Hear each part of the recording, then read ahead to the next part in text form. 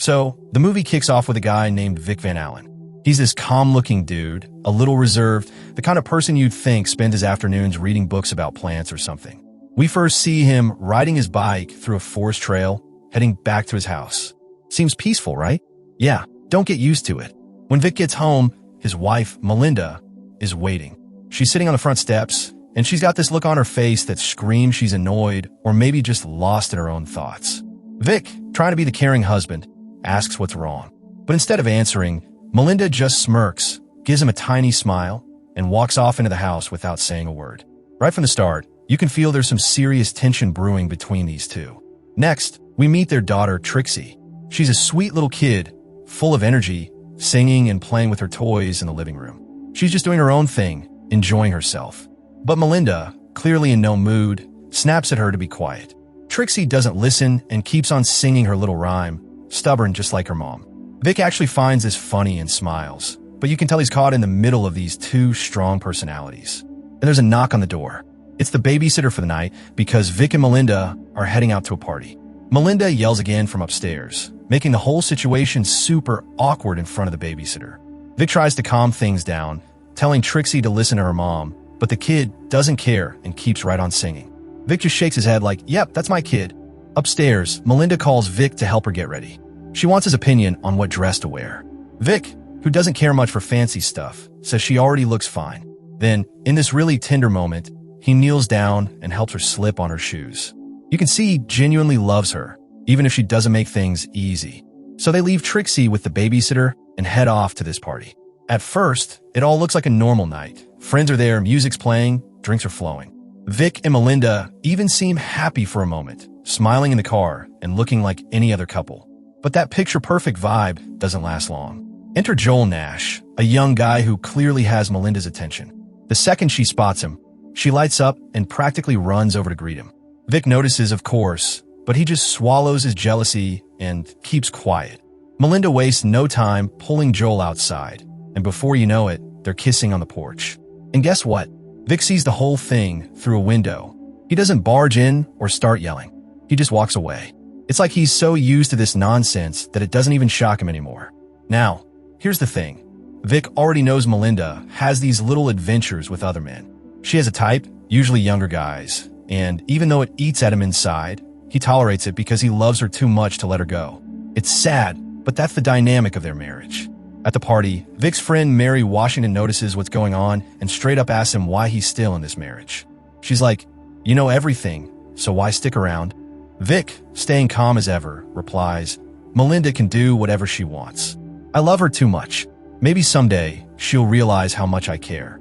This guy's patience is unreal, or maybe it's just denial. Meanwhile, Melinda gets totally wasted. She hops on the piano, singing and playing while everyone cheers, including Joel. Vic, sitting in the background, just smiles because, even with all her flaws, he can't help but adore her. Later, Vic heads to grab a drink, and Joel follows him. Joel tries to be friendly, thanking Vic for being so welcoming since he's new in town. Then he awkwardly adds, most husbands would be jealous seeing their wives with another man, but you're like a brick wall, totally chill. That clearly hits a nerve with Vic. Vic smirks and says something that makes Joel's blood run cold. You ever hear of Martin McRae? He used to hang around Melinda, just like you. Then he disappeared because I killed him. He says it with this casual tone, like he's talking about the weather. Joel stares at him, stunned, trying to laugh it off. You're joking, right? Vic just replies, depends how you take it. Joel freaks out and bolts from the party. Melinda notices Joel leaving and chases after him, but Joel makes some excuse and dips. She later confronts Vic, asking what he said to scare Joel away. Vic lies and says, nothing at all. That night, Melinda is plastered, smoking, and barely able to stand. When they get home, Vic pays the babysitter extra for staying late. But then, in a move that's beyond awkward, Melinda starts undressing in front of the babysitter. Vic quickly pulls her away and takes her upstairs, but she refuses to let him sleep with her. So, defeated, he heads to the basement where his strange hobby is revealed, raising snails. The next morning, Vic makes breakfast for Melinda, trying to take care of her, but she's still in a foul mood. Trixie's there too, working on a school project. Out of nowhere, Melinda makes a snide remark about Vic building bombs. Trixie corrects her, saying, Dad built computer chips, not bombs. Vic gives Melinda this smug little smile like, see, even the kid knows better. Later, Vic bumps into some friends who tease him about the rumor that he's a killer. Apparently, Joel told people about Vic's confession. Vic laughs it off, saying it was just a joke that Joel misunderstood. But Melinda finds out about it and flips out. She's furious that Vic used Martin's name to scare Joel, yelling that Martin was her friend and she misses him. She insists Joel come over for dinner so Vic can apologize. At supper, the tension is through the roof. Melinda is sarcastic, Vic is cold, and Joel is uncomfortable. After dinner, Melinda basically tells Trixie that Dad will read her bedtime stories so she can sneak off with Joel. Vic knows exactly what's happening, but doesn't stop it. When he comes back downstairs later, he catches sight of Melinda and Joel in the mirror, cozy together. Vic's anger boils, and he smashes a plate in the kitchen just to let out his frustration. Melinda casually asks him to grab Joel another drink, which Vic does. But when Joel tries to get an apology for the murder joke, Vic doubles down, saying, "It wasn't a joke. I really killed him." Then he calmly tells Joel his ride is waiting, because Vic ordered him an Uber. Freaked out, Joel leaves immediately. And that's only the beginning of the chaos. From here, things spiral further. Melinda takes up with Charles, a pianist. Vic discovers her new fling after spotting a money transfer and then seeing her at a restaurant, fully absorbed in Charles's music.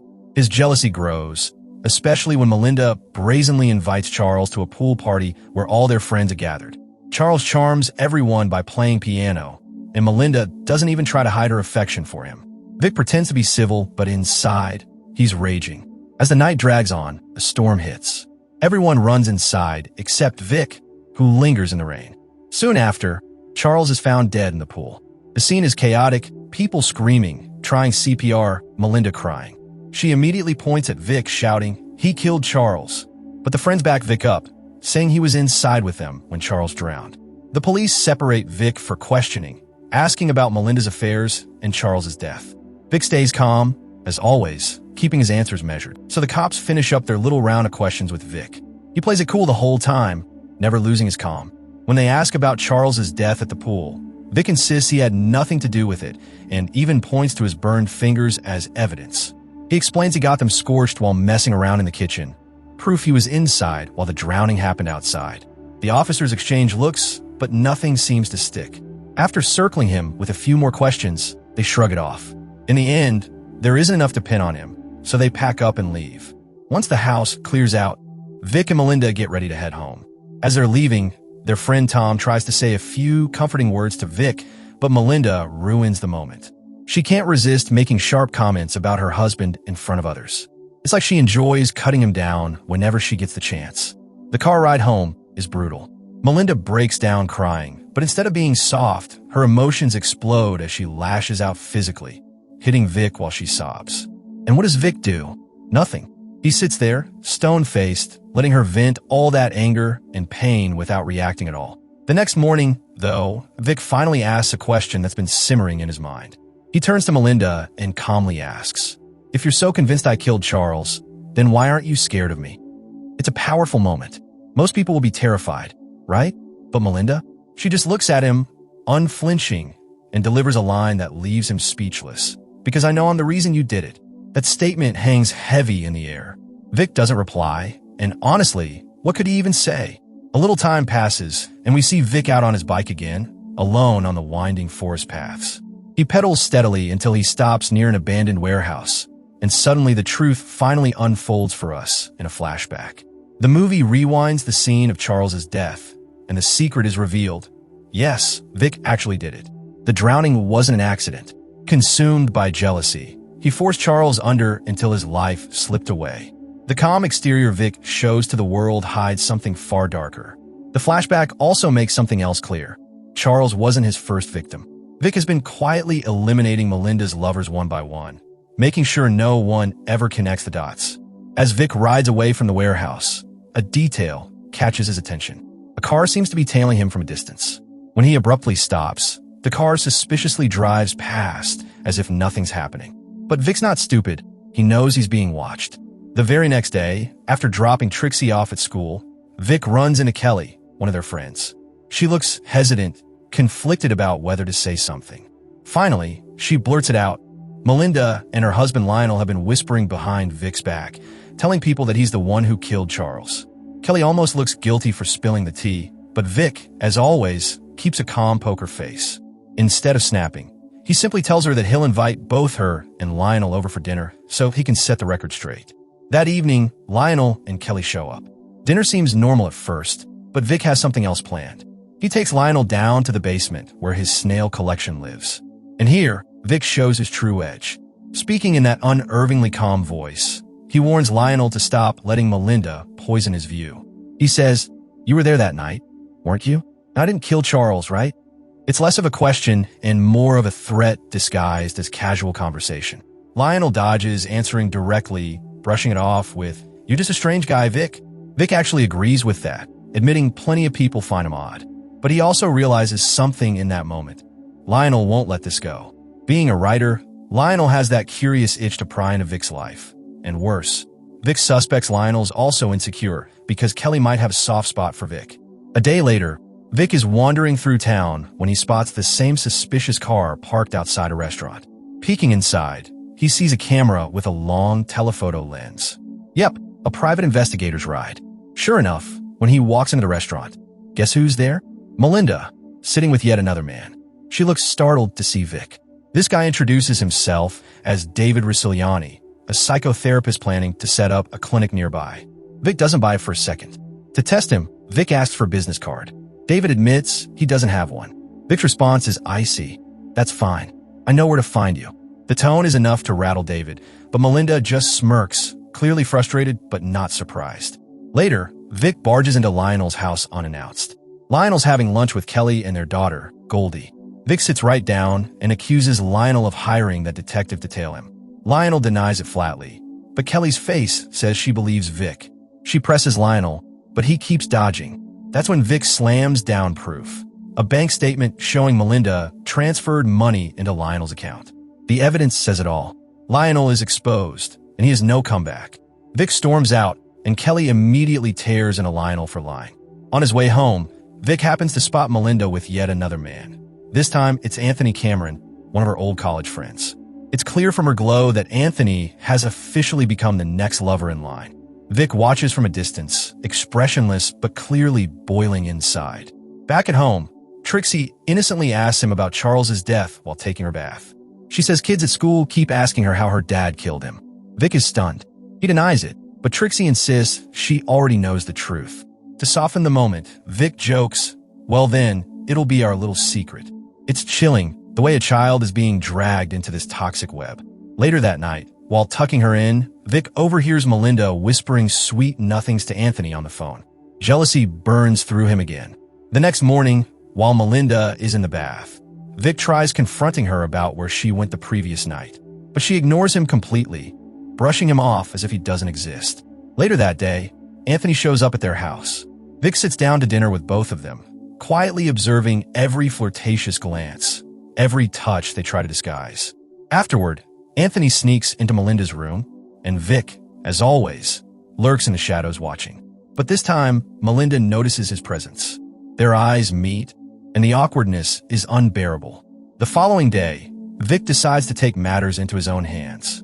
He tails Anthony around town and eventually pulls up beside him. Casually, he tells Anthony that Melinda's been trying to reach him and that he'll give him a ride. Anthony climbs in completely unsuspecting. Instead of taking him home, Vic drives him to a secluded gorge, claiming Melinda is waiting for a picnic there. The same gorge where Vic and Melinda once had a romantic memory. Once they arrive, Anthony gets suspicious. "Why are we here?" he asks. Vic doesn't bother answering. He suddenly picks up a rock and smashes it into Anthony's head. Before Anthony can even react properly, Vic grabs another larger stone and finishes the job. Anthony stumbles into a ditch, lifeless.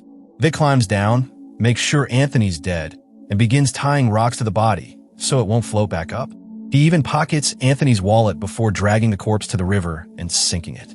As he drives home afterward, he actually smiles to himself, satisfied that the problem has been handled. At home, though, life goes on as if nothing happened. Melinda and Trixie are packing for a picnic, and Melinda cheerfully asks Vic if he wants to join. Trixie announces the destination, the gorge. Vic's stomach drops. It's the very spot he just left Anthony's body. But he can't refuse, so he tags along. At the gorge, Melinda seems unusually happy and even asks Vic why he puts up with her. In one of his rare romantic admissions, he says, "I don't know, but all I want is to spend my life with you." He even gives her a photo album filled with pictures he's secretly taken of her over the years. For a moment, they actually share tenderness. But then Trixie interrupts, calling Vic over because her puppy won't leave his spot by the riverbank. Vic's heart nearly stops. Anthony's body has shifted and is partly visible. He quickly ushers them to leave, making up excuses. On the way home, Melinda realizes she left her scarf behind. Vic reassures her he'll go back tomorrow to retrieve it. That evening, he casually asks if Anthony called. Melinda shrugs, saying she hasn't heard from him in 2 days, and jokes maybe he's disappeared like the others. Then, out of nowhere, she hugs Vic and invites him to stay in her room that night. They share an intimate night together, like nothing's wrong. The next morning, Vic heads back to the gorge by bike to fix the situation.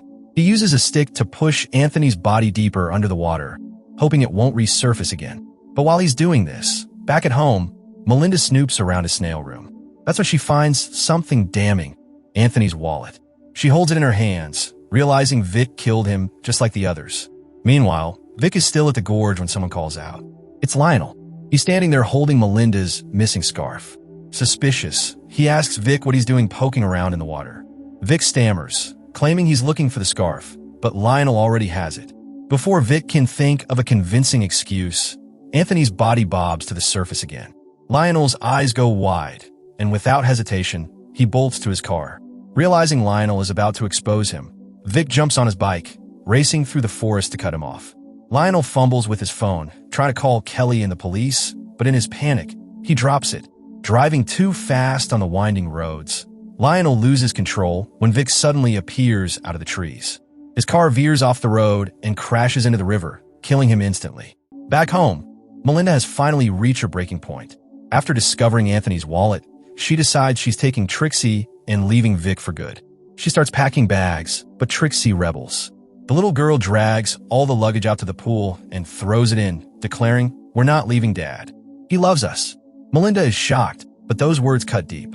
For the first time, she really sees how much Vic has loved her, twisted as it's been. She burns Anthony's wallet, destroying the last piece of evidence. The story circles back to where it all began, Vic riding his bike home through the forest. Melinda sits quietly, watching him approach. He asks her softly, "What's wrong?"